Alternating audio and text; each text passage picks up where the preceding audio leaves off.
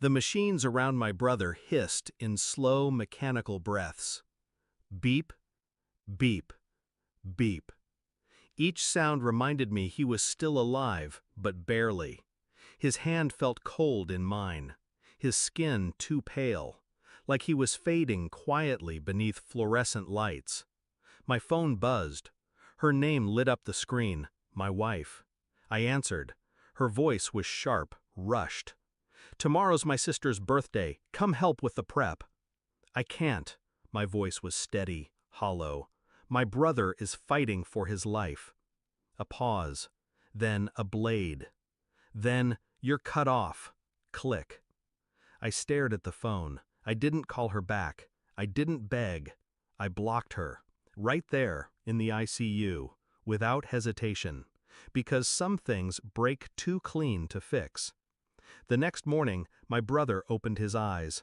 His first words were a whisper. "There's something you need to know." I should have known. Some betrayals don't fall from the sky, they drip. Slow, like a leak in the ceiling you pretend isn't there until the roof caves in. The way she'd pulled away in the past few months. The quiet contempt when I chose my brother's bedside over her parties. The way she smiled around me, but never at me. I thought she was just angry, tired, restless. I thought I'd fix it when things calmed down, but some cracks were already wide enough to swallow me whole. When my brother's voice returned, weak but steady, he asked me to lean closer. Said he'd heard things, seen things, from his hospital bed while I stepped outside to take her calls. Calls where she'd laugh, calls where she'd whisper to someone else, not me. He told me there was another man, someone familiar, someone I wouldn't expect. And suddenly her coldness wasn't a mystery, it was strategy. I left the hospital late that night, didn't go home, didn't call her. I started pulling threads, quietly, phone records, messages she thought were deleted, bank statements linked to accounts I never knew she had. I traced the names, the transfers, the hotel bookings. The man? Her sister's husband. Family dinners flashed through my memory like jagged glass. Laughter that now rang hollow. She wasn't just pulling away, she was replacing me. Strategically, effortlessly.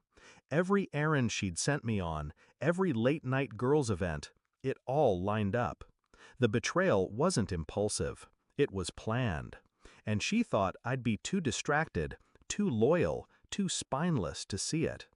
I gathered the evidence, stacked it, memorized it, not for confrontation, not for revenge, for clarity. Because sometimes you need to see the whole blade before you decide how deep you want to cut back. I sent her one message, just 4 words. I know. All of it. The typing bubbles appeared, flickered, vanished. Then her call came through. I let it ring, let it burn. When I finally answered, her voice trembled, a sound I'd never heard from her before. "You don't understand." "I do." Silence. The kind that cuts skin. "It wasn't supposed to be like this," she whispered. "You were always distant, obsessed with your brother. I needed someone else." She didn't deny it, didn't cry, didn't apologize. She tried to pivot, tried to negotiate her way back into my life, like this was a misstep, a technicality we could revise.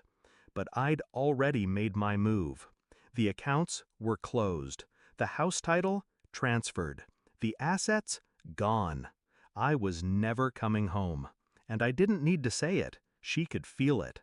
I mailed her everything. The photos, the statements, the timelines.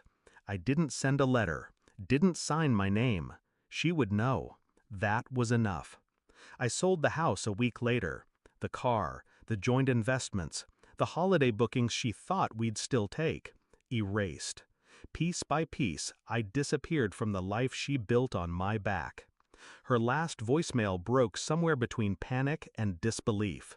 "You're destroying everything. You can't just walk away from this. You can't." But I already had. The true power wasn't in the leaving, it was in how quietly I left. No screaming, no bargaining, no final scene. Just silence. That's what would haunt her the most. I sat beside my brother's bed weeks later. His color had returned. His laugh came easier. When I told him I was gone, for good, he didn't try to change my mind. He just nodded. "She didn't deserve you," he said. Maybe. Or maybe I just finally stopped giving myself to people who only knew how to take. Sometimes revenge isn't fire. It's a locked door. It's a phone that never gets answered. A life that's rewritten without their name in the margins. They think the worst thing you can do is rage. But no. The worst thing you can do is forget them completely. And that's exactly what I did.